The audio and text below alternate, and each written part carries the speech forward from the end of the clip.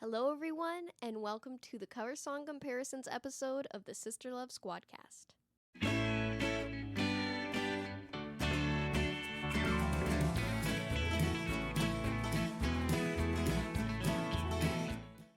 This week, the episode will be on the song This Old Heart of Mine, and it's actually because of last week's episode. We did our Hot 10 time, and it was on Motown, and Linda picked this song, This Old Heart of Mine, by the Isley Brothers.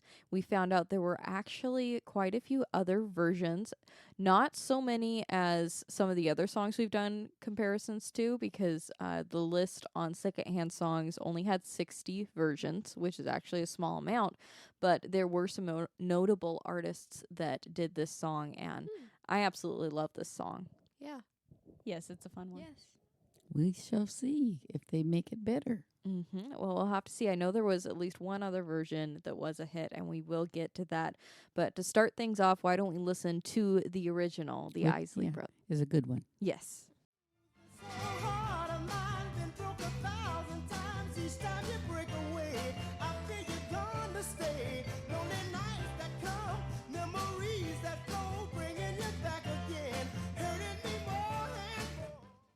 I think this is going to be one of those cover song comparison episode situations where we can't really compare to the first one. True. Yeah. I think every cover song comparison episode has been kind of like that. Yeah, I'm going to have to set aside this version and just see what other versions I like if this one didn't exist because it's amazing. It is, yes. Yeah, it grabs you right off. It does. Yeah. And just to preface, in case you missed last week's episode, why? First of all, go back and listen to it because it was a fun one. We love talking about Motown music, and we had some different picks than what you usually think of as Motown. But this song was written by Holland, Dozier, and Holland, and we won't go too far into them because we did talk about them in last week's episode. But they did write this song, and they were major songwriters for Motown, especially for the Supremes. I wonder if they were the ones who wrote, what we did another cover song comparison. It was by Stevie. For Once in My Life? Yeah. Wasn't that the I one that Motown had a problem with? That Well- wasn't Holland, Dozier, and Holland because I think Oh. it was written earlier than that. Yeah, it wasn't written by a Motown writer, I don't think. It was. It was? Remember? Because then it was given to somebody out of the Motown label, and Motown canned that Oh, recording yeah. because Yeah, it wasn't that's a Motown artist. Yeah.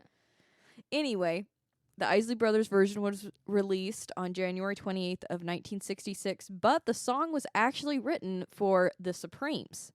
That's and right. they released the song in August of 1966.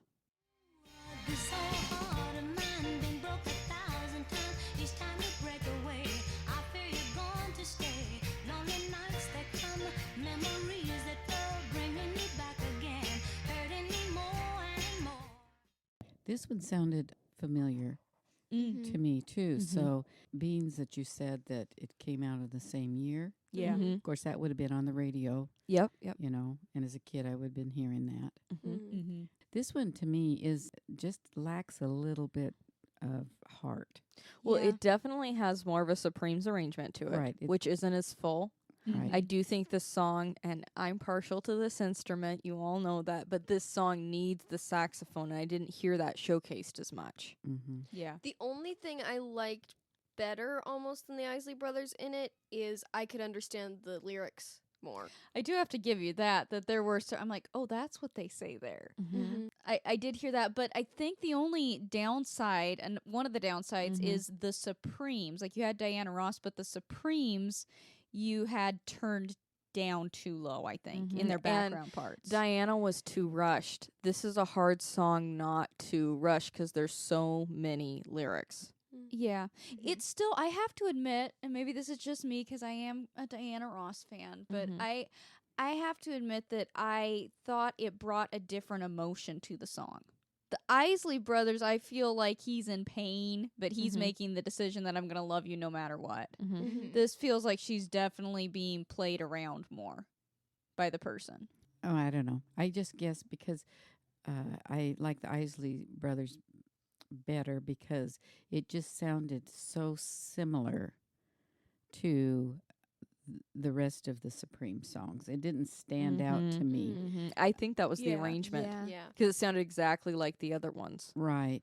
So I guess that's why I lean towards the Isley Brothers. Yeah. Mhm. And it's a good thing that the Isley Brothers was released first because this one would not have been a hit, I don't It think. probably would have got lost in the Supreme sound. Yeah, that's Mhm. what Linda I said. think actually because the Isley brothers released it, it could still it be was popular. okay. Yeah, it was okay because this is just the Supremes rendition, the Supremes version of the song. Mhm.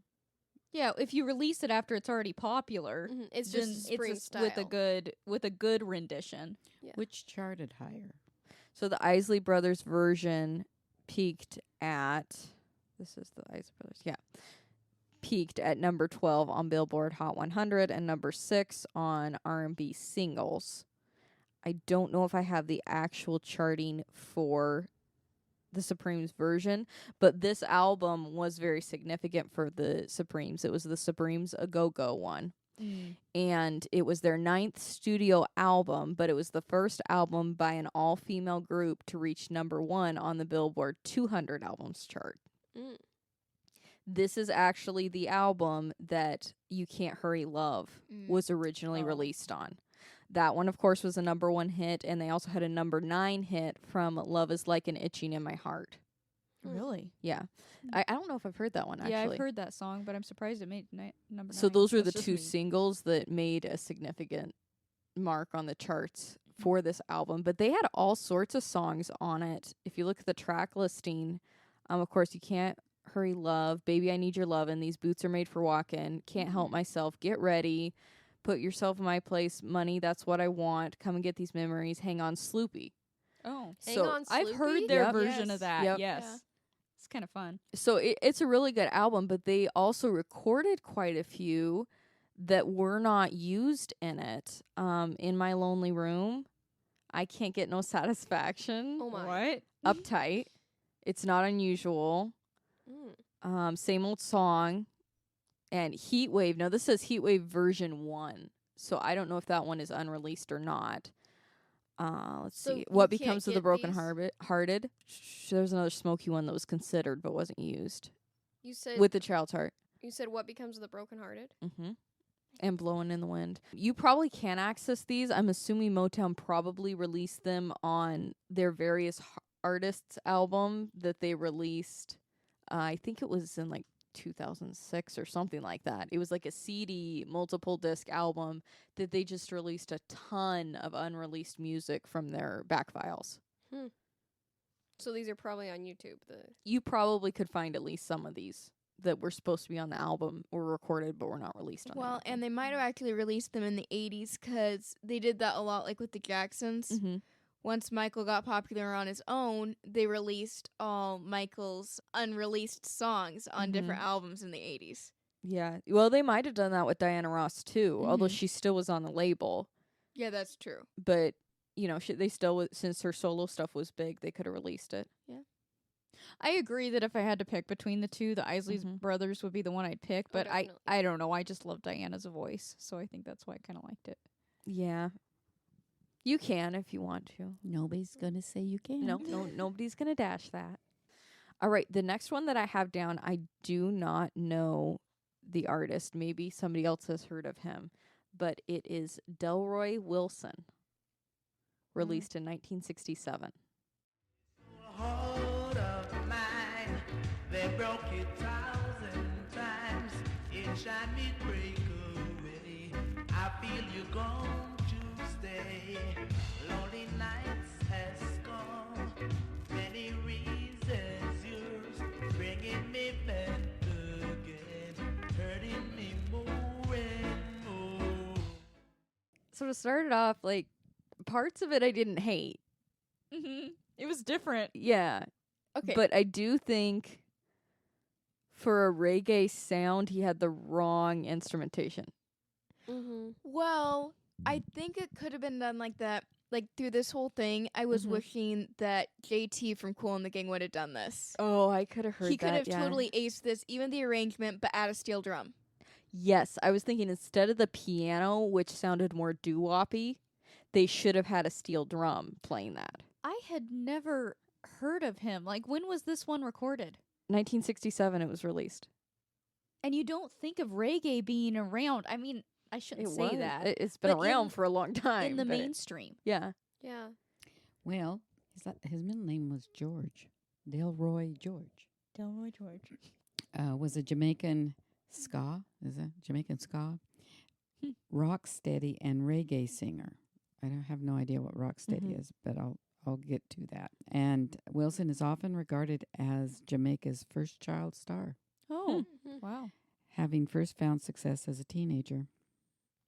Apparently, his son went on also to be part of the British duo Crept and Conan. That sounds familiar. I'm not sure. Yeah, we have to look into that. Yeah. Rocksteady is see, here I'm learning something. A music genre that originated in Jamaica around 1966. A successor of ska, which I'm not, is that what we were listening to? That's what it said was he was a ska artist. And a precursor to reggae. Mm. So it's a precursor. Rocksteady was the dominant style of music in Jamaica for nearly 2 years, performed by many of the artists who helped establish reggae. So maybe that's what this is. This must be Yeah. more of a rock So steady. ska or skia is a musical genre that originated in Jamaica in the 1950s. So it's basically reggae mixed with rhythm and blues. Which- Ska is. This is what this would be? I would Rock think so. steady. Yeah. That's interesting that it's mixed with rhythm and blues that you mentioned. The piano sounded doo-woppy. Mm-hmm. Mm-hmm. You like my Woppy? little adjective there, woppy? Woppy? Influences of this were Fats Domino, Mm. Louis Jordan, Mm-hmm. and others like that. So, they were trying to incorporate the American sound into the Jamaica sound, Yeah. which is interesting. Yeah, it's the things you don't even realize, where genres begin. Mm-hmm. I don't know. This is just what it says. The tempo became slower with the development of rocksteady. So that's what that is, than it had been in ska. The guitar and piano players began to experiment with occasional accents around the basic offbeat pattern. And the slowing that occurred with rocksteady allowed bass players to explore more fat, dark, loose, slow tones than in the ska bass. Oh, wow. So that also sounds like an element of jazz, what you hear in that. Mm-hmm. Yeah. When the bass takes over and, yeah. Interesting. So I learned something new. Yeah, me too. Delroy. Delroy Wilson. Yeah. And rocksteady. Yeah. Yeah, Mhm. yeah. So now if somebody says, "Oh yeah, that sounds like rocksteady," I go, "Yeah, I think so." Exactly. Don't know what I'm talking about, but yeah, I think kind so. of enough. I Genres- feel like Rocksteady needs a little more piano in it. Genres are really hard because it's like, what really is a genre? Lots of Yeah. songs are mixing of so many genres. It's kind of like, this is a weird comparison, but it's kind of like dog breeds Yeah. and how they become. You can have, like a multi-poo terrier husky thing. It's like at that point it's a mutt. So At some point, you have a musical mutt. yes. Yeah, you got to be careful with that because that would be a breed. No, I know. Yeah, but they're calling things breeds that are like, I know, but what the heck? mutt, you can't. That might offend the Oh. dog. That's all I ever had growing up was mutts. You might have had a very expensive mixed purebred dog and you didn't know it. I know. Your Cocker Spaniel is pure Cocker Spaniel, though, right? Now wait a minute. I regress. Yes, Mm. that is true. Mm-hmm. My first. Well, no, that wasn't my first, but the one I really knew was a black Cocker Spaniel, Skipper. Yep. Yeah, I remember going and I don't remember where we got it exactly, but I remember Dad put us all in the ranchero wagon and off we went, and I got to hold Skipper on the way home, and he threw up in the car. Oh, no. Oh my word. On you or on the floor? On the floor. That was pre-rug in the cars. Oh, that was at least good. So yeah, that was good. But Yeah. Yeah. Was a puppy then when you got her? Or him? Yeah. He was a puppy. He got car sick. Yeah, he got car sick. Bless his heart. Yeah. A black one. Yeah. Mhm. Anyway, we digress as always. But yeah, it definitely was a different twist on the song. Yeah. Mhm. It made you think about it, and there were elements of it that I liked, but I definitely thought that there was some stuff that kind of clashed. Yeah, and I think maybe this is just 'cause it's so different from the original. How different in some of his weird curls, you lost the words. Well, that is a very reggae thing, though. Mhm. Like, you don't Yeah. always hear all the words. Well, and it's something that now we know about. We can, I mean, actually, this artist we can look more into because it's kind of interesting, his background and what he went through to get to where he's at. And Well, it's Yeah. interesting. And maybe they had hits before this, but this is 67. This is leading into that Otis Redding, Al Green era where they kind of have elements of what he was singing, just with less instrumentation, actually. yeah, because you don't know, this man could have influenced who, Mhm. Right. Yeah. Right. Well, or that's been influenced by. You never Mhm. know. That's what amazed me too. Obviously, like we know when rock and roll hit, like in the 50s, this rock steady was kind of born out of that, it sounds like. Mhm. But they're taking their own culture and putting a twist on it. And that's what I love, how you can go all different places in the world and ears are tuned differently. Like we all have a different way of listening to music. And Mhm. even if it's a certain genre, like, okay, this is supposed to go in this country genre or this pop genre, you're going to hear that country or that culture's twist on it. Yes. Yes. And I absolutely love that because it makes it different and full of personality. Yeah, he died early. He was only 46, so he didn't, what we have is what we have. Well, But- he had like 26 albums, though. Wow. Well, Yeah. He got a lot of work done. Yeah. But it said he was doing it since a kid. So, True. you know. Yeah. All right. Ready to move on to the next one? Mhm. We have another D name here, released in June of 1968. This is Donnie Elbert. Donnie Elbert. D and L again. So hard to mind and broken 1,000 times. It's time to break away. I feel you're going to stay. Lonely nights that come, memories that go, bringing me back again, hurting me more and more. Yeah, I didn't know about him either. Donnie Elbert was an American soul singer and songwriter. Oh, he's a songwriter. And he had a prolific career from the mid-50s to 70s. And I had no idea. No? No idea. His hit in the U.S. was Where Did Our Love Go? Where did our love that go? The Supremes version? Yeah, 1971. Well, it might be the Supremes version still. Well, I he know, recorded but he'd later. probably be after. Yes. Yeah. Yeah.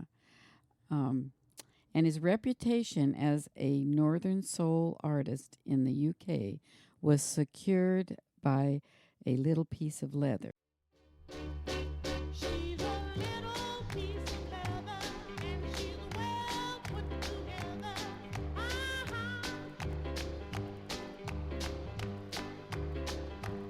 She's my lover, and she sets my soul on fire. He's another one that died young at 52. Yeah, I was reading on that. He had a massive stroke. Wow. I know. The UK song is not one of my favorites, but different tastes are, Different places. yeah. Just like you were just talking about. Just like I Xena. was just saying. Yeah. Because that one probably would not have been on my top 10. Mm-mm. But he was known for his falsetto, and that one does really show his falsetto off. As far as the version of This Old Heart of Mine, I wasn't a huge fan just because I think he mainly copied the Isley Brothers, but it was a little bit more of a tinny version, I felt like. I thought he did really well. Yeah, I actually really liked it. I thought it was similar to the Isley Brothers, but I thought it was comparable too. That's interesting because it definitely was not one of my favorites. But you tend to have an attraction to that higher tone. That's true. Yeah. In Michael Jackson and, the Bee Gees, Yeah. all that. Not that I don't like Michael and the Bee Gees, I do. But see, this one did not do anything for me. This version of the song. Because I liked his curls too. He did own it a little bit. It wasn't exactly like the Isley Brothers. I did like that part when he would go up. Yeah, I thought that was a neat spin on it. And it showcased his falsetto really well. Also, his backup singers were female, which added a little different tone to it. Yeah. So I think he owned it as well as he could with still staying true to the original. Yeah. I didn't hate it. I didn't even hate the Little Piece of Leather song. That was a little much for me. Yeah. Me too. Yeah, but I kind of like his voice. A little so. too much falsetto for me, but Yeah. that's my opinion. You can have yours. When she said that, all of us looked at her like, what? I know. All right. Next up is another version in 1968, and this one we actually talked about on last week's podcast as well, and it is by Tammy Terrell, or Terrell. Not quite sure how she pronounces it, but she sang a lot with Marvin Gaye.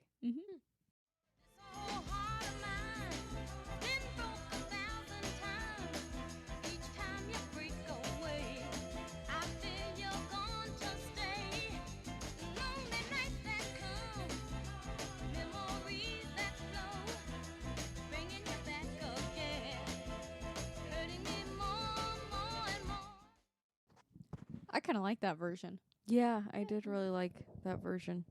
I thought the arrangement was different, and how the background singers were actually a choir. You had both male and female, and they kind of let in.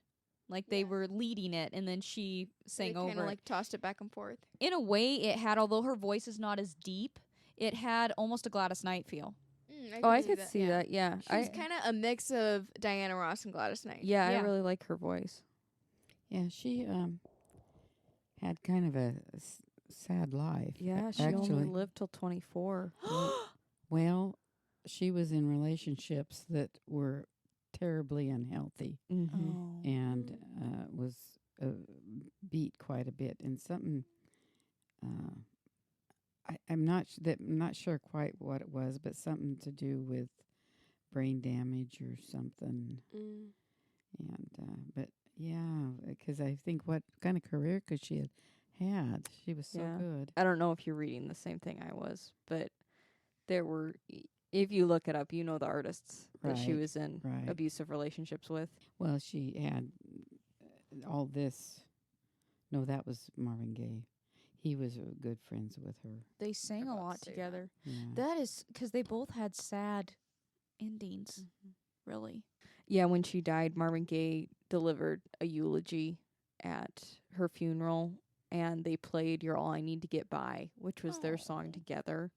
He was actually the only person from Motown that Tammy's mother allowed at the funeral, because she blamed her connections with Motown for the death. Yeah, she had a brain tumor, but that could have been caused by the trauma she. That's what I'm Yeah, thinking. they're thinking it it's must because have. of the head trauma that she kept suffering over and over. That's so really sad. sad. But I did like her version of it. Yeah, I mean, according to this, there are biographers that blame her death for even Marvin Gaye getting into, drug abuse and stuff, because Right. he's just so depressed after she died. I mean, they sang so well together. They did, and when you watch them sing in live clips, there is a chemistry, like a singer chemistry, Right, a that is friendship. really good. Yeah. Yeah, she's a cute gal.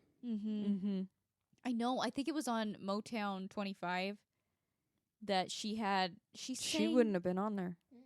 No. No, 24. she died in, In 1970. What was that clip? Then I'm getting way off, but that clip where she had the cutest outfit, the little hat. That is the video of them performing Ain't No Mountain High Enough. I believe they showed that on Motown 25. Yes, they did. Yeah, they They may have. Okay. did show that. Must have been in her honor. They showed that then. Mm-hmm. Okay. That's why I associated the two. But Yeah. yeah, no, she. They also accredit her death and everything that happened to Marvin Gaye writing What's Going On, because he released that in 1971, which is a year after her death. Anyway, that was a little bit of a depressing note, but I loved her rendition of it, and I think I'm going to look at a little bit more of her solo work, see what all she did. Yeah. All right, we're going to move on to the 1970s now with a version that I believe did chart. And we talked about this one as well in the last Squadcast episode. This was released August 15th of 1975, and it is Rod Stewart. So hard a man been broke 1,000 times each time you break away. Feel you're grown to stay, lonely nights to come, memories that go, bringing you back again, hurting me more and more. Well, I'm not a big fan of Rod Stewart's voice. It can be a little bit gravelly for me, but I really did like the arrangement. Yeah, me too. I can see why it was kind of a comeback hit for this song. Yeah. Because he put a totally different spin on it.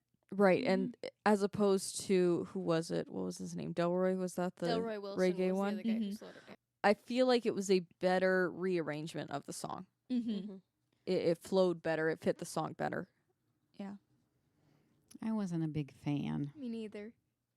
I didn't like the singing of it, but I kind of liked the arrangement. Well, yeah. I don't know. It was hard to listen to for me. Yeah. Yeah. Well, his voice No. didn't fit the arrangement. I didn't think. I would have liked to hear somebody else do it like this.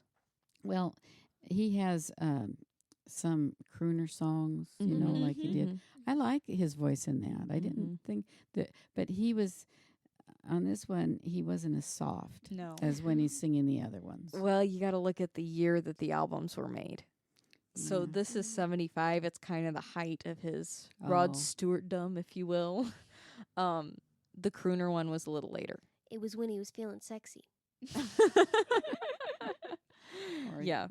Or at least he thinks that you think he Yeah. is. Yeah. Yeah, we don't. Well, he has to Well, ask though. Obviously, he has 8 kids and 9 partners or some wives. So somebody did. Yep. Yeah, but he Several he times. stopped it in 2007. He's been married to one since 2007, so that's a good track record for him. With the arrangement, I loved the instrumentation. Like, that is so soothing. I love that 70s sound. I think I would have liked Barry Manilow singing to it. Yeah, actually, that probably would have been a different feel for the vocals. Mm-hmm. I agree. Yeah, I would have And liked to hear that. I'll admit that I wasn't crazy about the drum once it started in. It got a little bit too repetitive, the drum beat, I thought. I didn't even really notice it. But the intro, yeah, that Mm-hmm. sound, it almost sounded like they had a little bit of the harpsichord kind of or Yeah. synthesizer. Mm-hmm. I like that. Yeah. I didn't hate it. I would probably not put it on my playlist. No. I'll say that. It wasn't, like you said, it was hard to listen to. It wasn't a relaxing rendition of it. Because of the gravel. Because of the vocals. Mm-hmm. Yeah. But, yeah, that beginning intro, I loved. All right. Well, we have come to the point that maybe we should do a little Q&A. All right. So I have one from Roxy that is kind of long, actually, and it's probably going to take us a little while to answer. Could be wrong. Usually when I preface it with that, we answer very quickly. But her question looks like it's 2 in 1, maybe 3 in 1. What is the hardest struggle that one or all have had while being in a group, and how did you overcome it or get support for it? Like, while you have to be in a group and be on tour or be performing. I'm from a family of 6 girls, so I always wonder how to keep peace when stuff comes up. Well, you want me to answer that? Go Yeah. ahead, Linda.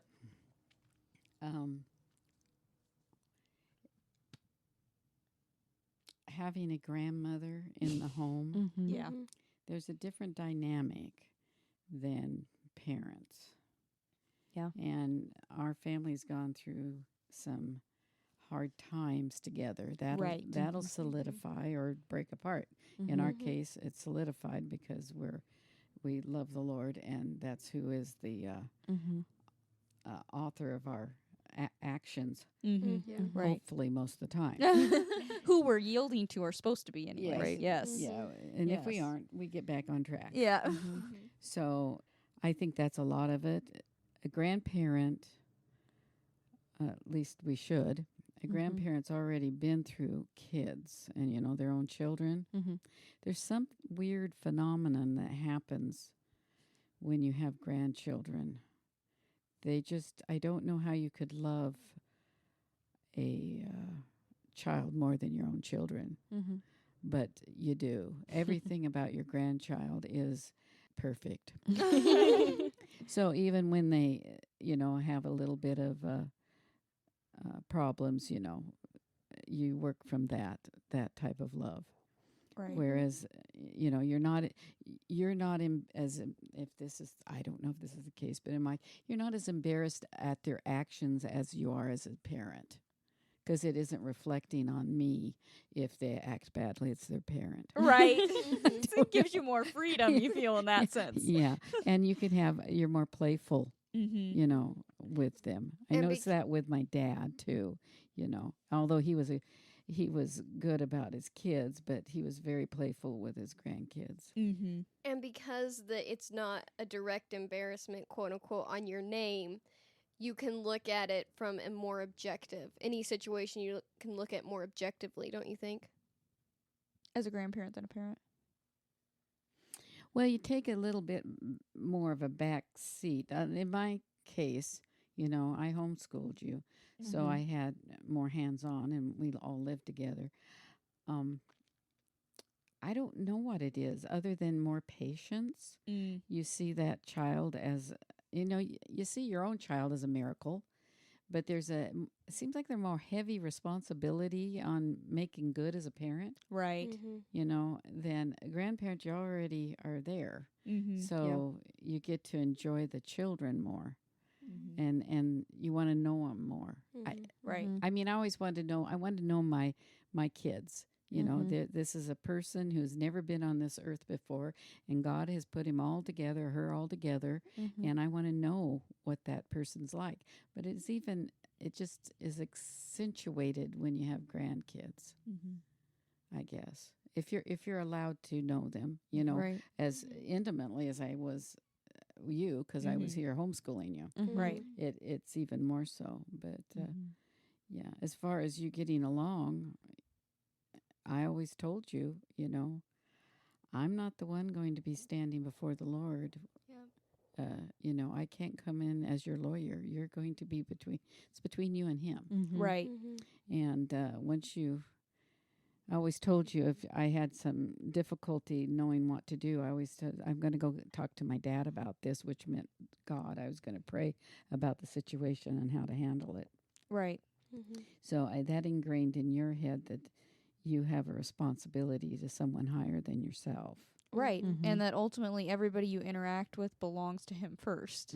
So, you're coming against him if you're having a squabble with someone else. And I think overall that has created not only the sense of, oh, well, I need to take that into consideration and not pick a fight for my own will to come forward, but I think also realizing the gift that each other is.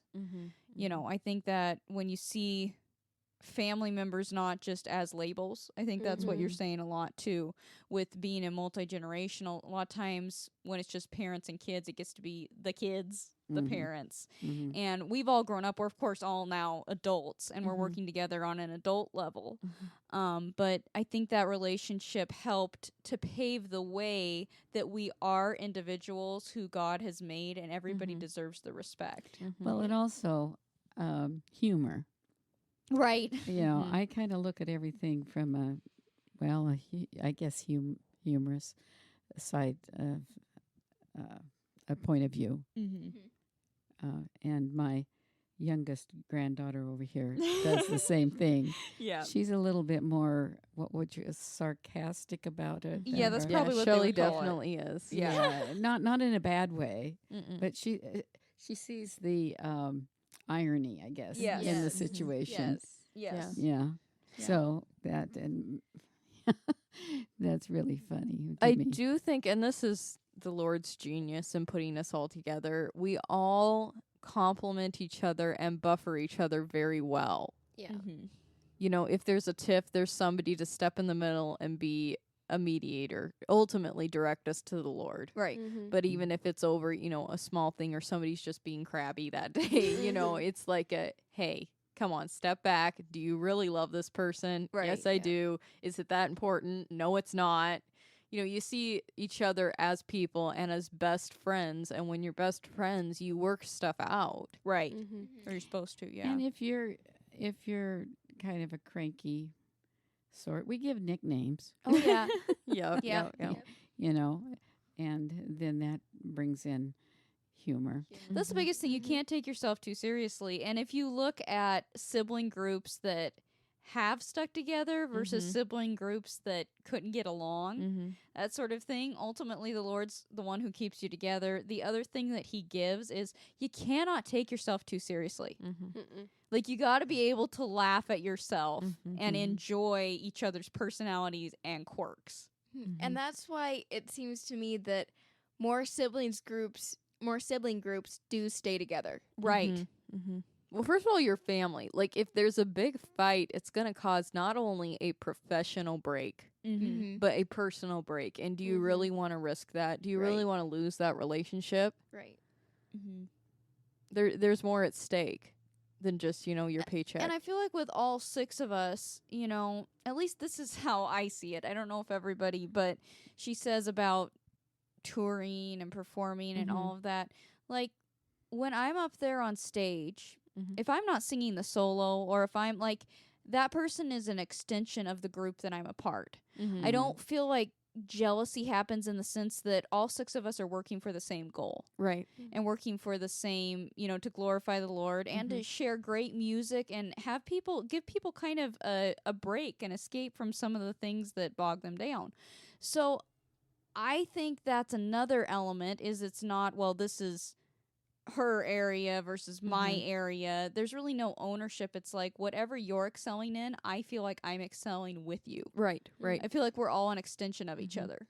And if you want to do something more than what because in a group, you kind of get pigeonholed on what you can sing and not sing. And it's easy, frankly, because it's easier on me to say, okay, that's a Linda Ronstadt song. Okay, you can have it, you know, or whatever. And if you, like Elsie, she has Jim Croce as she's a fan of him, so I tend to give the songs to her. Right. But if she wants to do, you know, something like, I don't know who else, Doris Day, or something else that isn't in that line, you know, I say, okay, you got to perfect it if you're going to take it away from somebody. Right. You know, it's not that you have to be, you know, just in, you know, in a category and you can't expand out. But God gave you each different voices. So, you know, you gotta, there just can't be jealousy Right. at all. You know, I feel like it really applies, and this might sound a little weird to some of our audience, but the actual meaning of the word in the Bible when he talks about Eve as a helpmeet, you know, the actual meaning of that is, where I am weak, you are strong. And that's supposed to be, you know, the relationship. And I feel like that's what we have here. Is like, each person has their strengths and weaknesses, but the other person will fill in and pick up where that other person's weak. Right. And even, like we mentioned, if someone does get a little touchy or crabby, there's actually different people who know how to buffer and talk to the person without them, you know, getting even more crabby. Like, especially with me, when I get touchy, the best thing you can do is have come over and point out the irony of my crabby. Have And who come over? Shelly. Oh. Shelly, when Shelly, like, makes me laugh about it, I can be fine, and it diffuses the situation. Or we put you in your room. Yeah, That works or I too. just separate myself if I'm too far gone. If I don't laugh at Shelly, I need to go upstairs. We have enough rooms in this house for that we could separate. Yeah. And the girls have no problem telling me that I'm being grumpy. I never agree with it. Who does? The you grumpy know. person never agrees that they're grumpy. But it's like, oh, I guess I am. Well, I can't help it. It must be my liver or something. You know what I'm saying? Yes, Yeah. exactly. Yeah. Yeah. But they keep me calm too, because I can get kind of irritated when I'm driving. And they Can laugh about understand it. If it. you laugh about the whole thing, it makes it diffuses. Yeah, Exactly. that's what I was saying. You know. Mm-hmm. And if you're feeling blue, cry. We'll Mhm. ignore you until it's Mhm. over. Mm-hmm. And you know, I guess what we don't do is overdo. We let everybody have their space. Right. Yeah. And I'm trying to think, and because Roxy's asking about like her relationship with her sisters. The other thing is, you can't view the family as an ownership thing.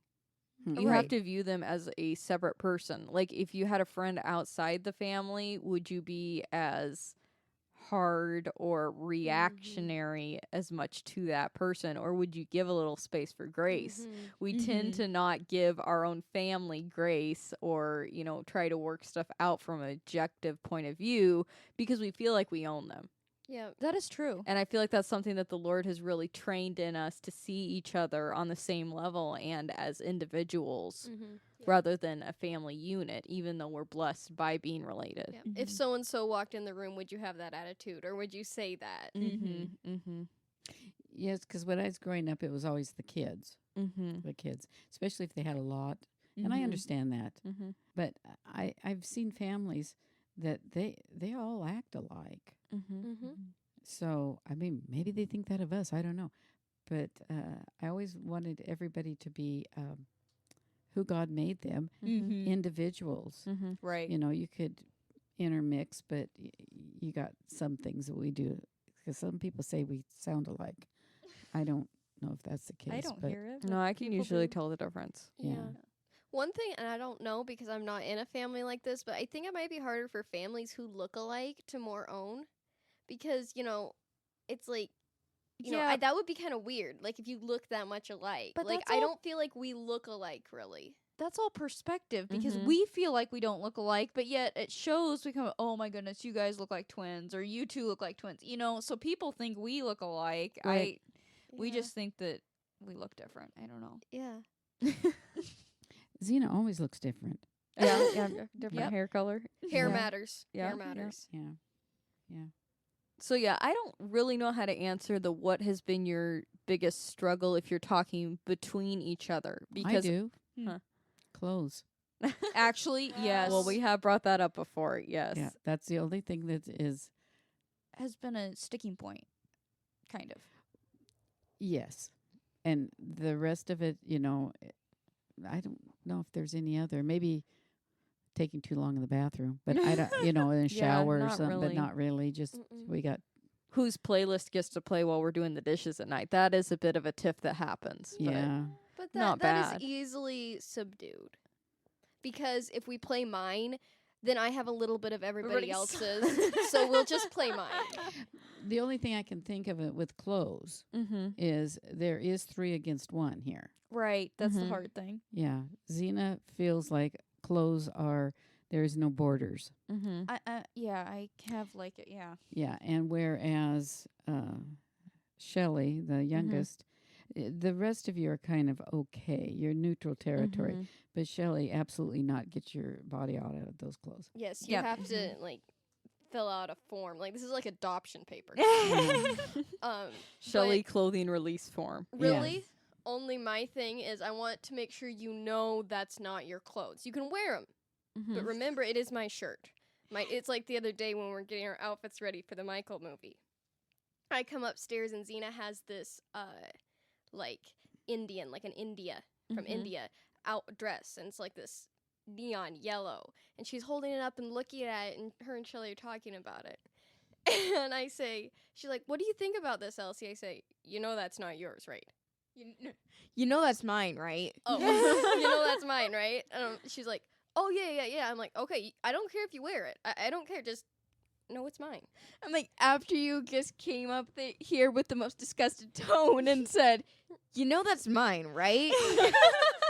I don't know. I guess maybe that's a birth order thing too. Maybe other siblings it's not like that. I just like anybody can get into my closet. I do not care if you borrow it. Like I wouldn't think twice.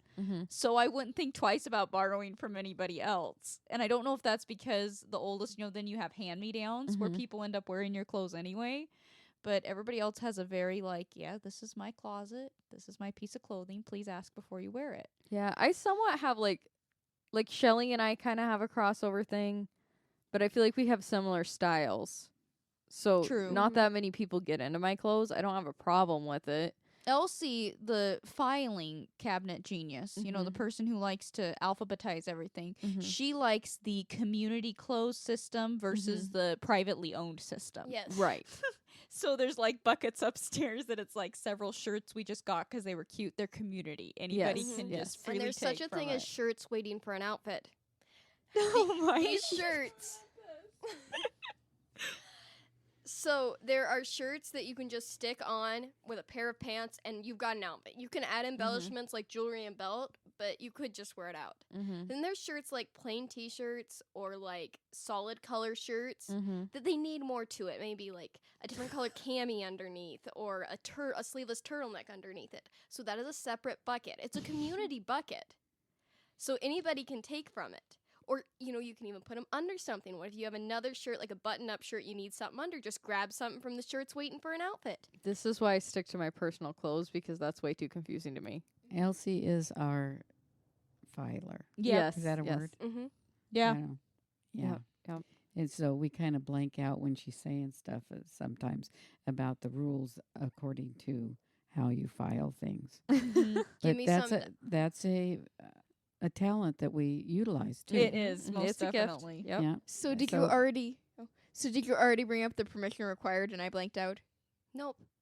There are permission required buckets, but that's the special, that's individual. That's individual. That if there's a little PR on it, that means you have to ask somebody before you take out of that bucket. Yep. So PR stands for permission required in this sense, and Elsie normally labels all the buckets in the room, and mine always has PR exclamation exclamation exclamation with 3 underlines. See, this is the thing that could annoy, but we laugh about it. Yeah. Right. Yep. Yeah. But still take it seriously, Yeah. because you're doing work up there. But we laugh about it. Yeah. Yeah, you have to have good humor about everything. Yeah, I think a sense of humor is how most siblings should get along. Yeah. And not to keep going with the same question, but I do have to say on this note that she asked what one of the biggest struggles has been. I would feel more struggles have come from the outside inward than from inward outward. Right, trying to define us. I don't know if that makes sense, but it's more of the struggle, and any musician will get the struggles of a musician. I mean, you hear stories of people that have made it big that still struggle with that. Always opposition, people being fickle. Now somebody else is the big news or whatever. But I think, it's been more of learning that the Lord has us wherever we're supposed to be at the time that we're there. Yep, and he'll open doors. And don't get overeager. Be ready, but don't feel depressed when things seem to be going uphill. Yeah. An uphill climb, I guess. Downhill. Yeah, things start going downhill. That's Yeah. when it gets bad. Uphill's just hard work. Well, that's kind of what I'm trying to say, but Yeah, I see what you're saying. And another struggle, I think, as a group that we face that, again, is an outward thing that goes inward instead of inward that goes outward is getting accepted as a professional on a family level, if that makes sense. So since society is so ingrained in family stations and, the role of a grandmother and a mother and sisters and the stereotypical things that go along with that title, they have trouble accepting the professional stations that we each occupy. That's why lots of times you will hear us call Linda, who is our grandmother Linda, Mm-hmm. because that gives her more of a station of manager and costumer on a professional level. Mhm. Mandy, our mom, you won't hear us call her mom because she's our sound tech on a professional level. She's a coworker. Mhm. Sometimes I do it out in public, like at her grocery job, and her coworkers are like, "Did you just call her Mandy?" Right, people think it's Mhm. disrespectful. It Uh-huh. is not. For like when we're around each other at home, we don't Mhm. use those No. names. Mm-mm. But when we're out in the professional world, there are things you have to do for the sake of the audience or the people that are hiring you Mhm. to get and understand how things work. Mhm. Mhm. Mhm. And show that that is a title that I have the privilege to use. Mm-hmm. The world does not, because they are not in that relation to them. It's Mm-hmm. no different. It's not as, of course, close or quote unquote intimate, but it's no different than a husband and wife using pet names. You Mhm. wouldn't want someone out in the public to call your wife Sugar Bunch. Right. You know. Yeah, it's the same kind of thing. Like, I don't get why they would refer to Linda as grandmother or grandma or anything like that when that's like we have titles for her in that category, but Mhm. she's not that relation to you. She's a person. Mm-hmm. You should refer to her and give her that respect. Mhm. Right. Yeah. Mm-hmm. But I have one more note on the clothes thing. I'm going to make a public I'm going to make a public announcement Mhm. that the shirt I wore for there was a reel I made with it about how to style different one shirt in different outfits. Mm-hmm. I wore it in my Sully by my Byron Sully Fun Fashion Friday. Do you remember anything else I wore it for, Shelly? There was another post. There was another Fun Fashion Friday. I've used Yes. it for a few Fun Fashion Fridays. It's this cream button-up epic shirt. It's Shelly's. Okay, there it is. It's Shelly's. It's not mine. There's my public announcement. It's Shelly's. She literally made a reel of like saying how to style different this shirt. Mhm. It's like, and you did it with my shirt. You have plenty of shirts, and you did it with mine. How to style my sister's, Sister's shirt shirt. 5 different ways. Yeah, and that was only part. titled it. That was only part 1. I still gotta come out with part 2. If Shelly hasn't, Permission required. better fill out that form. Uh-huh. But one other thing before we move on to question number 2, I did want to bring up because it's so fresh in our mind, and Shelly's been talking about it a lot. You know, there's a scene in the recent Michael biopic that has been getting a lot of hate on social media. If you've seen the movie, it's the scene where he brings home the game of Twister and asks his brothers to play the game, and they say no, you know, they're busy, that's childish, that kind of thing, I don't have time for games. And he walks away and kind of laughs and says, you guys are no fun anymore. Mm-hmm. And people are saying that, oh, his brothers are so mean, like that's so cruel, he just I wanted to would've play with played game with them. And I'm like, no, when I watched that from having 3 sisters, I thought it was funny. Right. It's a joke. Like, it shows true sibling interaction. Michael Mhm. wasn't hurt.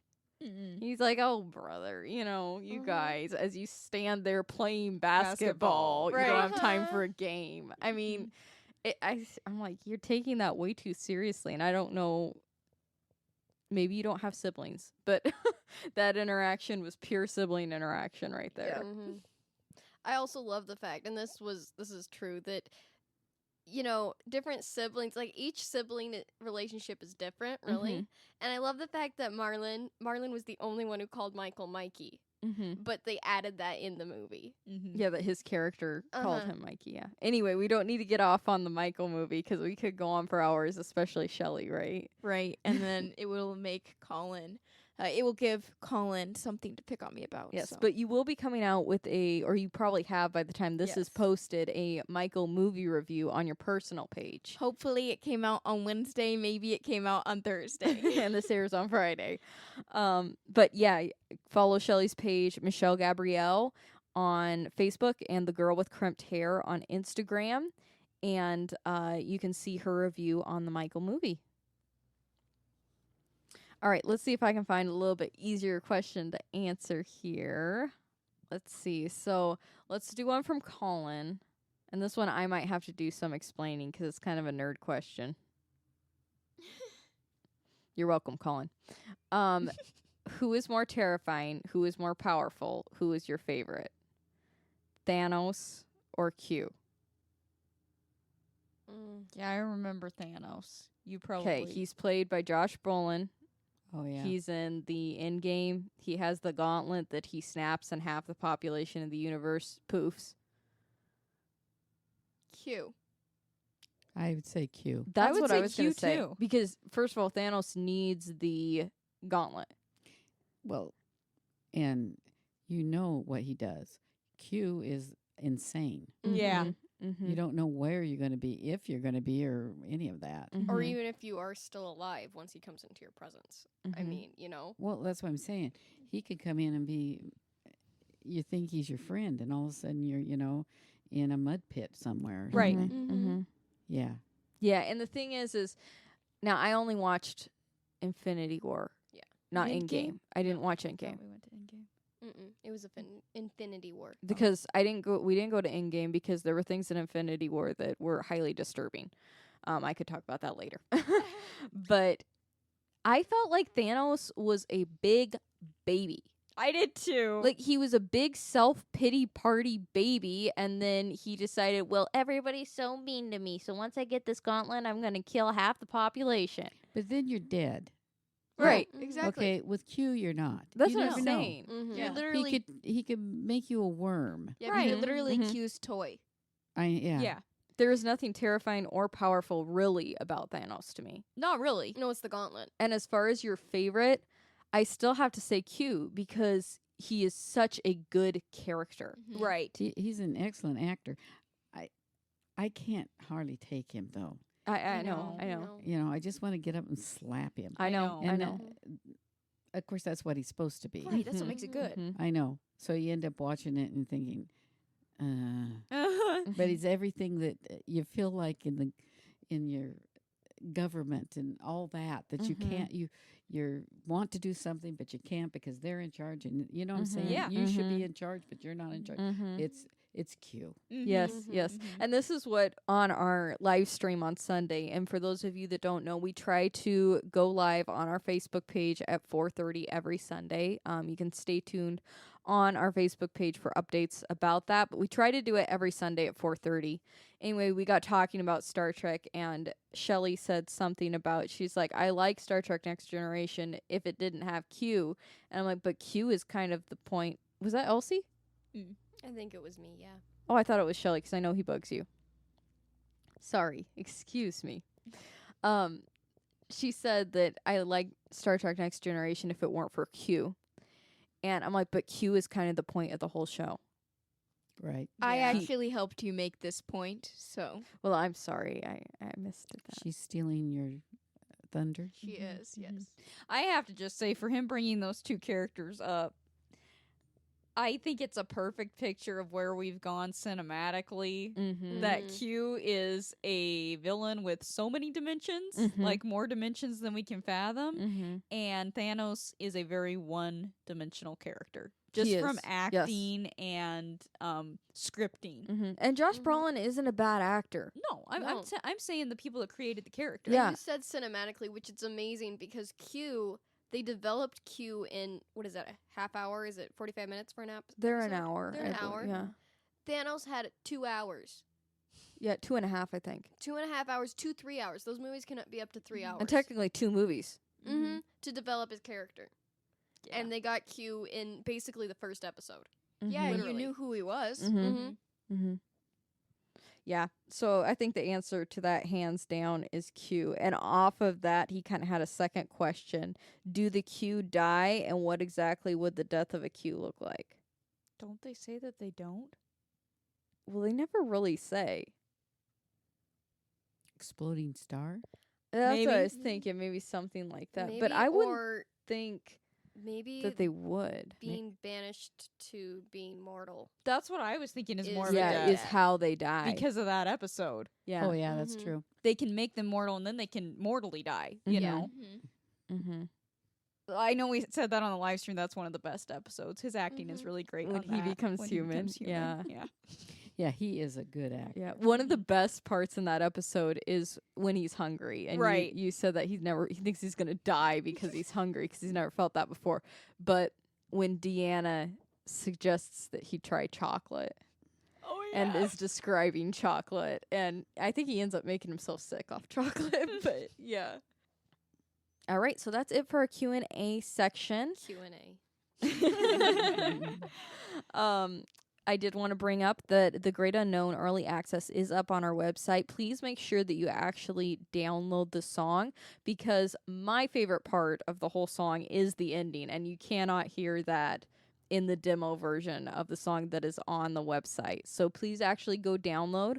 Plus, that's the best way that you can help support us and support our musical journey, is by downloading there. So we hope that you do that and enjoy the song. It will be coming out on all streaming platforms on May 22nd. You can pre-order it on iTunes and Apple Music, as well as Spotify, and we would love to have you save it there as well. So we're excited to share this song with the world.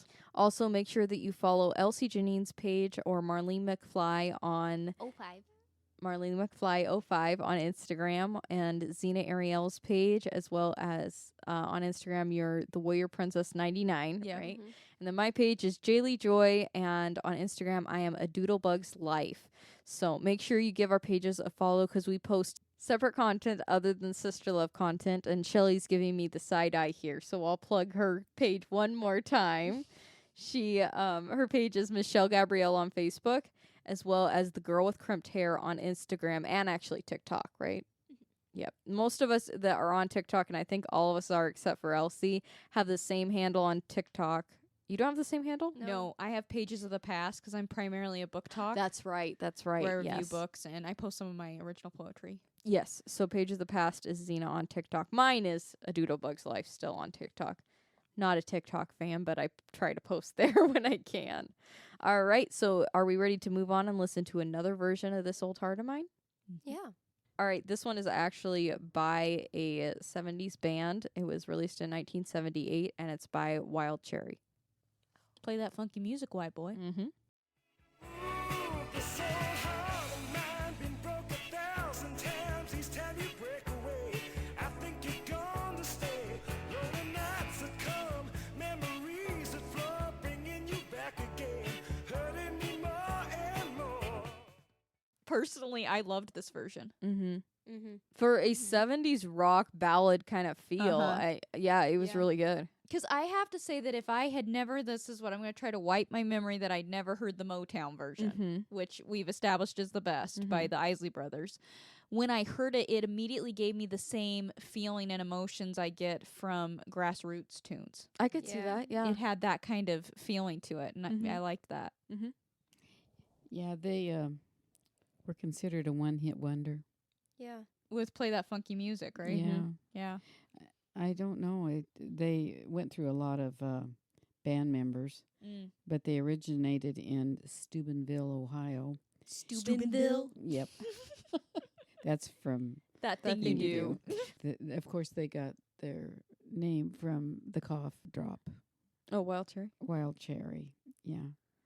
See, as a kid, your mom would get the wild cherry cough drops from Smith Brothers. Oh, yeah. Mhm. You Oh, know. yep. Yeah. You get to take some, if you're responsible. You get to take the whole package to school because you could eat 'em during the day. Of course, the wild cherry ones was like candy. Mm-hmm. Yeah. So, of course, you had a cough. You could, sneak one and put it in your mouth when you were a kid. Yeah, Mhm. yeah. Yeah, they didn't last long.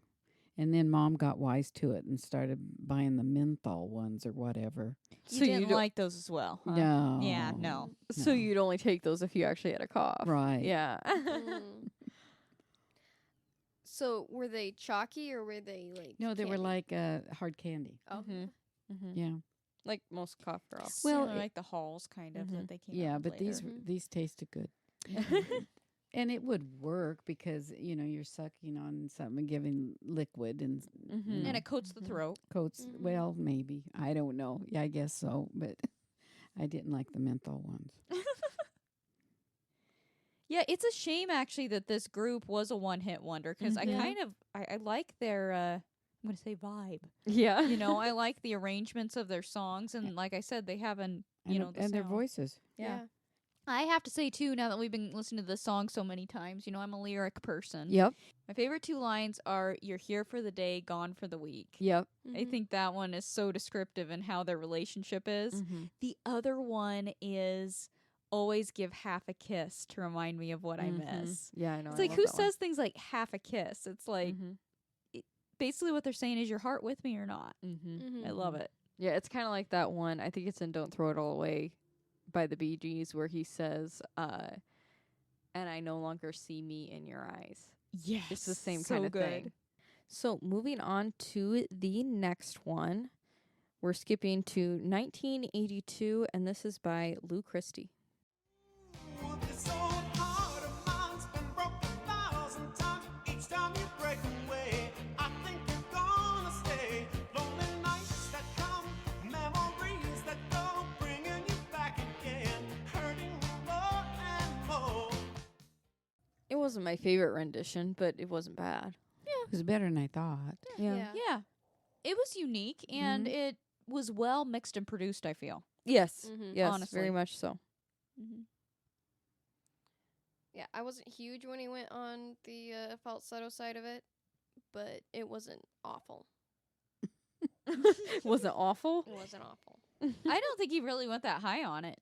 I think overall he sang in a different register than he usually does, and that was kind of nice to hear. Mhm. Mhm. It was a Different little lower. aspect. Yeah. All right, let's see. Who's the next one? Oh, this one I think this group you were just talking about, the Zombies. Oh, yeah. Yeah, they did it in British group. 1985. Heart of mine's been broken 1,000 times. Each time you break away, I think it's gone to stay. Lonely nights to come, memories to go, bringing you back again, hurting me more and more.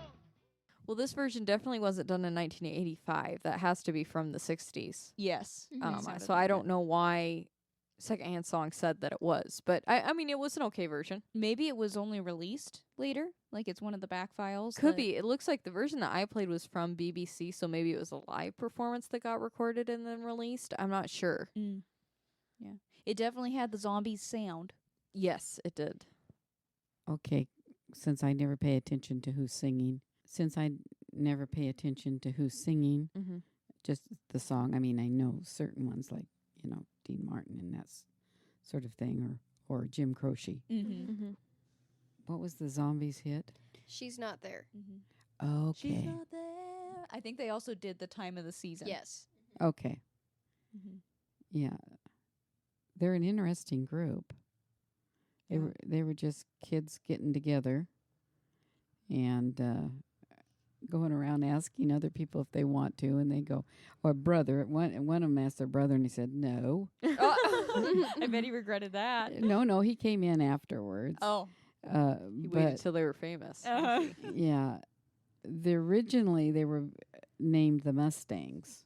Oh. And that seems really wild and free. Mm-hmm. And they realized others. They were in England, Mm-hmm. so they realized others had already had that name. Do they have Mustangs in England?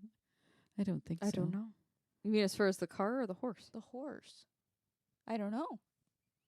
Well, that's where it originated from. It would be the horse, Right. Mm-hmm. But I guess they could have the car named that. Or they were specifically trying to sound American. I mean, that was a lot of when you were going into the rock and roll, you wanted to appeal to the American crowd. Yep. Yeah, they wanted to, they said every young band wants an original name, and the Mustangs was it. So this one person, Arnold, I don't know if that's his first or last name, came up with the Zombies, and the others said, to be honest, I didn't even know what a zombie was. Sounds cool. Yeah. So they chose the name in 1962, and they kind of knew later it was about The Walking Dead or whatever. But it worked, because it was different. And the man or the kid who named it lost interest in the band, choosing to leave to become a physician. He left right after he pretty much named the band. Oh my. Yeah. He just thought it was going to be something no other band had. Well, yeah, and if he was going, you said he went to be a doctor. Mm-hmm. I don't know how that would look if a doctor was in a band called the Zombies. Yeah, that's true. That's true. He's gonna be working on the living, not the living dead. Yeah. That's interesting, though. I've always thought that it was an interesting name for a group. It really does grab your attention. because Yeah, it's like, wait, why would I what? listen to somebody called the Zombies? Yeah. But I always felt that their hit "She's Not There" had kind of an eerie sound to it. Even A Time for the Season. Does. Yeah. Yeah, so Yeah. it really stuck in my mind. I mean, both those songs have a definitely, like, I don't know when they came out, but it feels like 68, 69 sound to it. And because their name is the Zombies, that always stuck in my head because the beginning, well, no one told me about her. You know, it's kind of slow and in a minor. So I felt like it fit their name in a way. Had a spooky element to it. Mm-hmm. She's Not There was released in 64. And the other one, I believe, was 68. Time of the season? Yeah, Time and Season. See, I told you. It has a 68 feeling. Yeah. I thought that Yeah. She's Not There kind of does as well, so they were kind of ahead of their time in 64. Because Yeah. it doesn't sound like the other songs from 64. No, but it does sound very Beatles. It does with an eerier vibe. Mm-hmm. I don't think it's that eerie. It must just just really really weird you out. Yeah. Yeah. Yeah, kind of. late to say you're sorry. Yeah, that part. Not so much the chorus. Not the She's Not There. That Yeah. sounds so That Beatles. part sounds Beatles. Yeah. But they lead up to it with, the way she lied. Mm-hmm. Mm-hmm. The Odyssey and the Oracle, I believe that's the one that you're talking about. The album?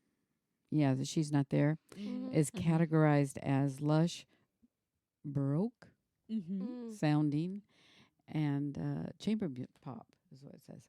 It says lush, baroque sounding chamber pop. Well, there you go. Mhm. That's exactly what I would have said. Yes, It's like what Eddie Munster listens to. right. It's just slightly wuthering. It says the album was compared to the Beach Boys' Pet Sounds.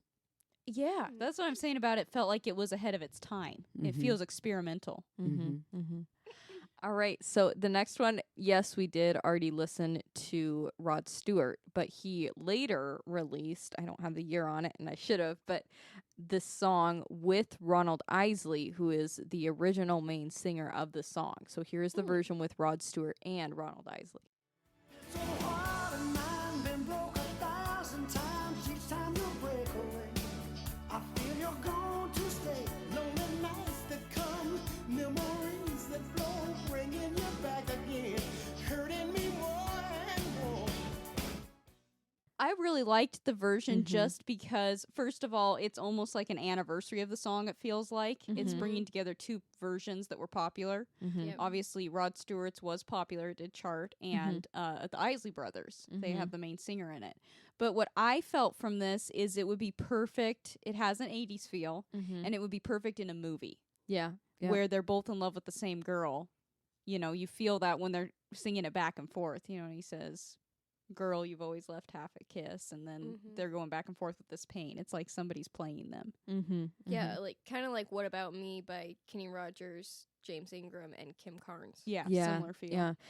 I think this arrangement suited Rod Stewart's voice better. I think so Yes, too. I was going to say that. Mm-hmm. I could listen to this one. Yeah. Mhm. Yeah. Yep. He needs that harder sound behind him to balance out his voice. Mm-hmm. Yeah. And I was amazed how his voice and which Isley? Ronald Ron- Isley. Ronald Isley blended. Yeah. Actually. Yeah. Yeah. I couldn't tell the difference sometimes. I know, and Ronald definitely has a smoother Yep, voice. yep. But it worked very nicely. No, they sounded great together. Mm-hmm. All right. This one was released in 2002. However, I don't know if that's when it was recorded. And it actually is by Lamont Dozier, who is one of the writers of the song. I believe the lyricist, he did a lot of lyrics for the Holland Dozier and Holland songs. Yeah. But this is Lamont Dozier. It's so hard of mine, been broken 1,000 times. Each time you break away, I feel you're gonna stay. Lonely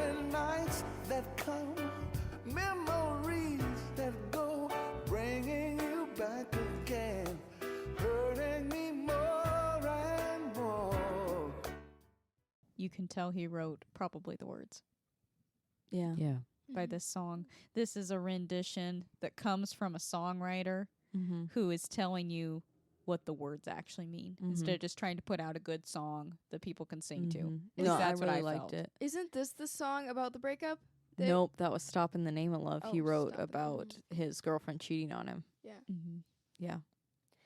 It really reminded me of like maybe the end of a movie Mm-hmm. where the couple may not came together, but he's kind of looking back over his life. Similar to, we just watched the episode of Highway to Heaven season 2 called Sail Away, Mm-hmm. where the elderly writer comes back to the island he grew up, Mm-hmm. and he's reminiscing about a girl he knew who had a boat accident. She died there, Mm-hmm.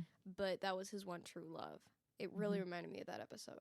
That's interesting. It reminds you of that because to me, the emotion I got, the literal picture that popped in my head is like the end of a movie. Somebody driving, the guy is driving away in the rain Mm-hmm. and thinking about all those years. But I think it's I have to leave Mm-hmm. because you've played me, even though I love you. That's Mhm. what he's saying. I would take you back. This is how the person feels, but it's not been a healthy relationship. At Right, least that's right. what I got. And there's that sadness with it, the way he's doing it. That's why I feel like he's driving away in the rain, and it's like the end of a movie. Kind of like Rhett Butler. Similar to that kind of relationship. Except Brett Butler didn't have a car. No, he had a he carrot. was more mad And than sad. It wasn't raining. It was No. foggy. Yeah. True, yeah. He had a carriage. Yeah, but that's the feeling I got. Yeah. And that's why I really loved it, even though it's not really my style of music. It had more of a I really jazz. liked the music. I knew yeah. you would like it, but his delivery of the words, I could tell they meant something to him. Mm-hmm. Mm-hmm. Yeah, I'm glad he recorded it. He did a really good job.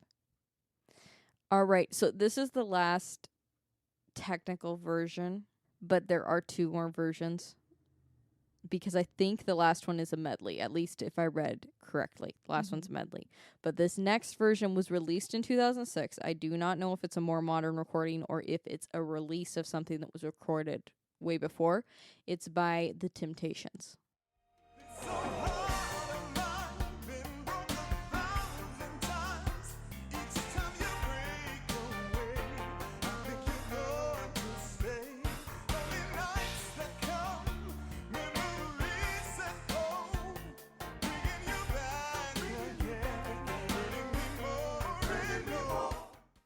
That was a little bit chaotic for me. Yeah, Yeah. me too. Me it was too. too long. Too And slow loud. and it felt like he was hollering at me. Yeah, just like they were trying too hard. Mm-hmm. Yeah. Mm. Yeah. Wasn't a fan. No, I think that's a all group squad here consensus. All right, so this last one is a little bit rub it in your face, Xena, because this song she wasn't actually keen on picking. She wanted to do some other one. What? But when I was doing research for this song, I found out that Lamont Dozier did it with Sir Cliff Richard. Really? Yes. And you found the recording? Ha ha. Okay. Ha ha. All right, so this is Lamont Dozier and Sir Cliff. I don't know if it's a medley or not because I got mixed sources on that. Is it an actual recording or is it a live performance? Because it could have been. It's an actual recording. We all knew. Mm-hmm. You did? Everybody knew it me? Yep. Oh my. Like, don't tell Xena. All right, so this is Lamont Dozier and Sir Cliff Richard. Heart of mine been broke 1,000 times. Each time you break away, I fear you're gonna stay. Lonely nights that come, memories that go, bringing you back again, hurting me more and more. Maybe it's my mistake to show this love I feel inside. 'Cause each day that passes by, You've got me never knowing if I'm coming or going, but Okay, so I had a few things about it. I was Mm-hmm. honestly expecting a little bit more of Cliff, but I'm not going to complain because at least he made the cut in the episode. Yep. I wasn't crazy about the production. Yeah. Is the only thing. It's 2018, right? Is that what you said? Yes, It yes. came out. I don't like how they're starting to lean towards the vocals being too far away from the background Yeah. and possibly some auto-tune. But aside from that, really liked the arrangement. It was cool. Because Lamont Dozier, Mm-hmm. I'm telling you, you can tell he's a lyricist. Mm-hmm. Both those versions gave a sound that matched the words. Mm-hmm. When we hear, this old heart of mine, or the other one he went into was my world is empty without you, babe, from the Supremes. Right. Yes, it still has kind of an ominous feel in that arrangement, but it's fast and you find your toe tapping. And I feel like in this rendition, he was really trying to get across the pain that are written in the words. Mm-hmm. He had something a little deeper to say. As far as Cliff goes, it's kind of hard to judge because I didn't get to hear him sing much of the verse. However, I do love how they used him on the backing vocals because it sounded very similar to his backing vocals on Sheila Walsh's album. Mm-hmm. And it's just when they double his voice like that in the background, it fills in very nicely. Or even like how he does it on Xanadu. Yep. Mm-hmm. Yep. It fills in really nicely. And I know from hearing interviews and things, he likes to harmonize and do background parts. So I thought that worked very well. Well, of course, Holland Dozier Holland also wrote Can't Help Myself, Sugar Pie Honey Bunch, which we did have a story about in the last episode of how he came up with the lyrics. It was Dozier. Dozier who did? I believe so, yeah. Well, That 'cause one the was other two are kind of- brothers. That one was kind of a happier story, Mhm, though. And the mhm. song, I guess the song is kind of the same theme, but Mhm. even the words have a happier feel. than Yeah, but these it two shows songs. you that things inspire him from life, and you can Mhm. tell with how deep his lyrics are. I Yeah. would have really liked to hear him and Sir Cliff Richard do it in the same, with the same amount of soloing per person, like Ronald Isley and Rod Stewart That could have been cool. had the same kind of thing going on there. What I think, if you wanted more Cliff, I would have actually put Cliff on the My World is Empty Without You song. Yes. More so Yes. because I feel like Lamont really does ace that This Old Heart of Mine. Yeah. Mhm. But I loved Cliff's backing vocals. Like, he's a great That's what I soloist, said. but he shines in the backing vocals. He does. On this. Yeah. I thought it was good, and I thought the arrangement was good. What'd you think, Linda? It's not one that I would listen to all Yeah. the time, but yeah, it was nice. I mean, you can tell he wrote the songs. Mhm. Oh, yeah. Mhm. Yeah, I did kind of like that ending it too. Yeah, it was kind of cool. Left it open ended. Yeah, Made you think. yeah.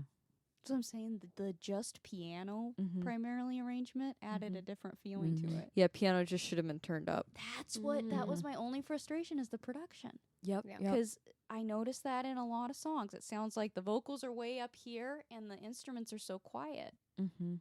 Should have more of a balanced feel. Yep. Mhm. Yeah, definitely. All right, so top 3 picks from today's cover song comparison.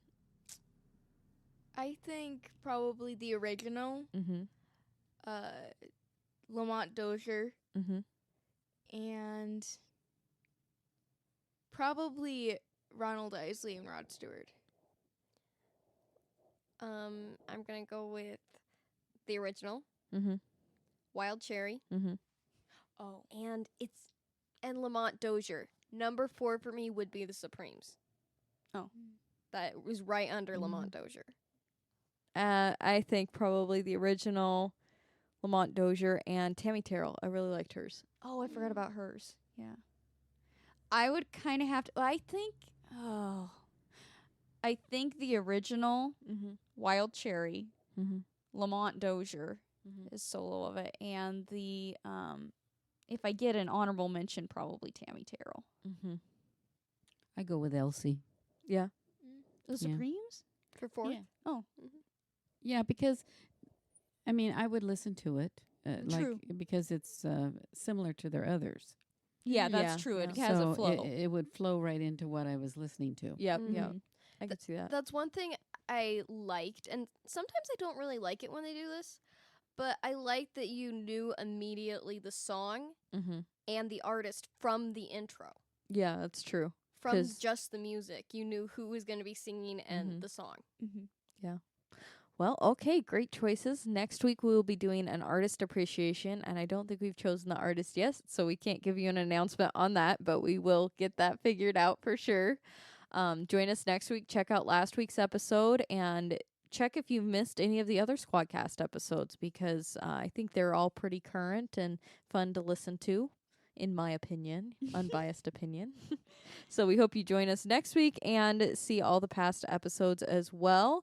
Also, I would like to put a plug for our movie club. It's similar to this format. However, it's deep diving on some of our favorite movies. So you can do that by clicking on the coffee link in the description box below. We'd love to have you join our movie club. It's $10 a month, and you get access to exclusive episodes about movies and some of our favorite movies. So we hope to see you over there. Give us all a follow and go listen to The Great Unknown. You can find it at www.sisterlove.org, or on May 22nd, you find it anywhere that you can stream music.